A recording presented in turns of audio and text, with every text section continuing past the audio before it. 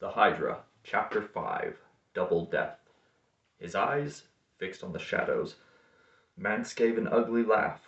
Not for an instant did the killer relax his gun hand, even when he reached behind him to close the door. There was murder in Mance's glare. It stood for the future as well as the past. "I'm going to kill you, Cranston," informed Mance in a deep undertone. "You crossed my path at Glencoe's, and that was once too often." "Too bad what happened at Glencoe's," parried the shadow calmly. "I suppose you escaped with the other guests. But your attitude puzzles me, Mance. Did the heat of the fire affect you?" "Now I know you're bluffing, Shadow," sneered Mance, "but you don't do it well without your cloak and hat." In a bland fashion that suited his impersonation of Cranston, the Shadow stepped back so that Mance could get a better look at him. Like Cranston, the Shadow was attired in evening clothes. Protected by the cloak, the full-dress suit hadn't suffered during the episode at Glencoe's. If Mance sought evidence to prove his claim that Cranston and the Shadow were identical, he wasn't getting it. "Naturally, you hung your hat and cloak somewhere," Mance told the Shadow. "What is more important, you had them with you when you came to Glencoe's. Selver told me that he saw your limousine arrive out front. You're the only person who could have spotted Kurthel's work. First Cranston, then the Shadow. Quite a coincidence. Kurthel must have seen you switch from one into the other. It meant nothing to the rest, except possibly Selver, but it meant enough to me. So much that I decided to settle the problem quite on my own." "You need a drink, Mance," suggested the Shadow indulgently. "Unless you've already had too many." By interruption, Mance pushed his gun forward, thrusting the Shadow hard against a chair. Whipping his free hand beneath the Shadow's evening coat, Mance hauled out an automatic from its holster and sent it thudding to the floor. In the same quick sweep, he reached across the Shadow's body and pulled out the other .45. The second weapon hit the floor just as the Shadow regained his balance. As he drew back, Mance gave a triumphant sniff. He'd caught the trifling odor of smoke from the Shadow's evening coat. It was helpful, though, that discovery, for it caused Mance to pause and gloat. "That covers your case, Shadow," was Mance's verdict. "I'm going to kill you, like I did Glencoe. Not that you matter, because you never could defeat the Hydra. You've heard of the original Hydra, with its many heads, and more." The Shadow acted as though he hadn't, so Mance explained what he meant by more. "Every time you lop off a Hydra head," gloated Mance, "two others grow in its place. That was the legend of the original creature called the Hydra, and our system is the same. If you'd killed me tonight, Shadow, the other heads would have elected two more of their kind. It happens that I'm going to kill you.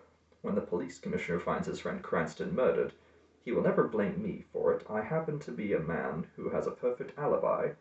That is, I'm sure to have one when you're no longer alive to dispute it.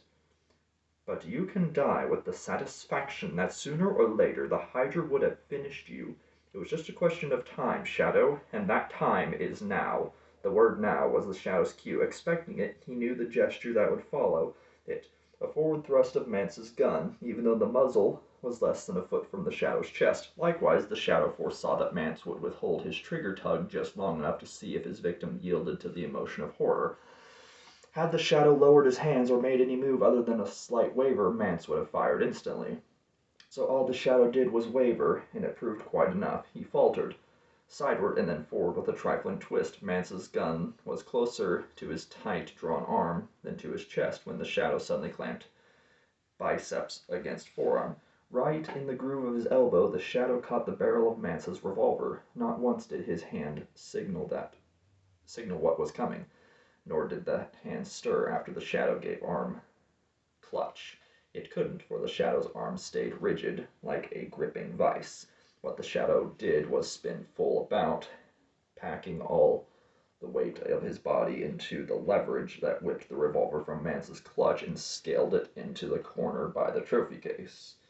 Finishing his twirl, the Shadow lunged for Mance. Though tricked, the killer was already on the move. Stooped to the floor. Mance was snatched up snatched up one of the Shadow's automatics. As Mance swung the gun toward its rightful owner, the Shadow sped a hand for the killer's wrist. Life or death was hanging on the split second, the question being whether the Shadow could stop Mance's gun hand before it completed its aim. A split second with inches at stake. Inches that might spell the end of the Shadow's duel with the Hydra. The Shadow's fate depending on the first spurt of his own gun, now in the grip of an enemy's hand. The automatic tongued flame, but its burst was unheard. Just as with Mance's earlier shot at Glencoe, so was this report drowned out by a much greater roar. The whole room shuddered. Its very walls seemed to split.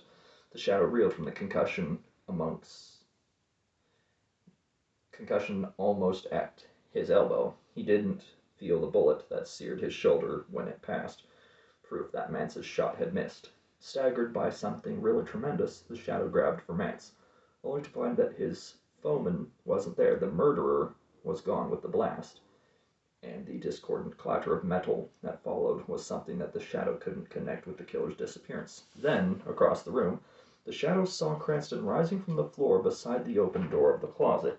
Cranston looked dazed too, for he'd taken a kick as hard as the toss that the Shadow had given him earlier. From the floor, Cranston picked up a mammoth weapon, more sizable than a one-man burden. The thing was an old-fashioned elephant gun. "I found it in the closet," explained Cranston. "It was the only gun left here. The cartridges were on the shelf, so I let Mance have one. He went over there while I was coming here." Over there was beside the trophy cabinet. The charge from the elephant gun had given Mance a permanent wallop along with the temporary kick it handed Cranston. Folded right in half, Mance had hit the cabinet and overturned it, his crumpled body covered with a blanket of cups, which accounted for the clatter that followed the gun blast. Mance hadn't heard the blade crash. He was dead when his body started it. Relieving Cranston of the elephant gun, the Shadow steered his friend into the closet, hauling the big weapon with him. The Shadow opened the door to meet arriving servants who had dashed upstairs when they felt the house quake.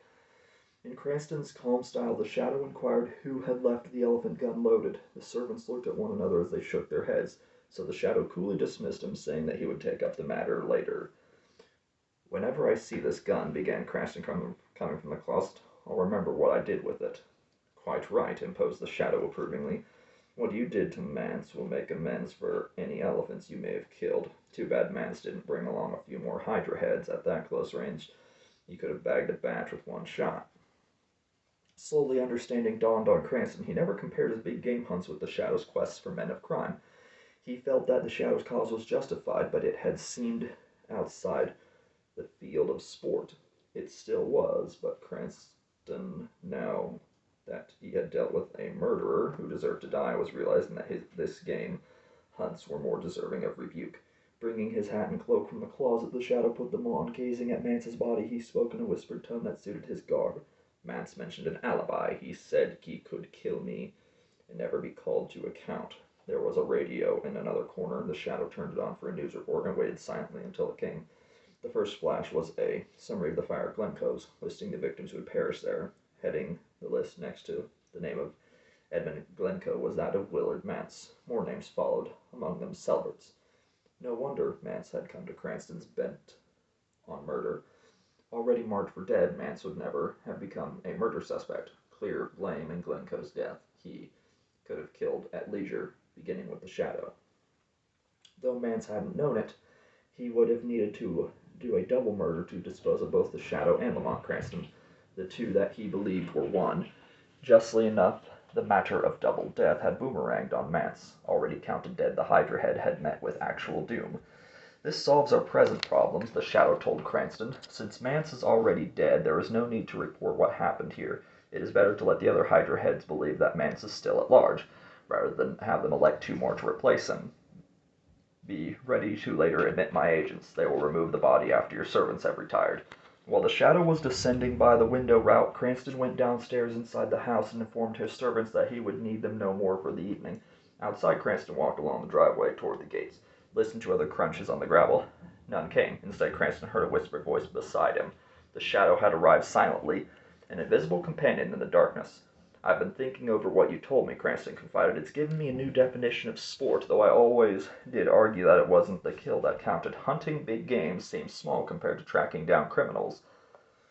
I seem to have moved in on this hunt, added Cranston, so I feel entitled to see it through whenever you cite the other Hydra heads. Give me a tally-ho. Meanwhile, you can still be yourself, inserted the Shadow. As such, you may be the first to meet another Hydra head. I often find a trail when I need you, Cranston. They were at the gate. Turning, Cranston started to ask another question, only to learn that the Shadow was no longer beside him. The proof was a whispered laugh that floated back from the night.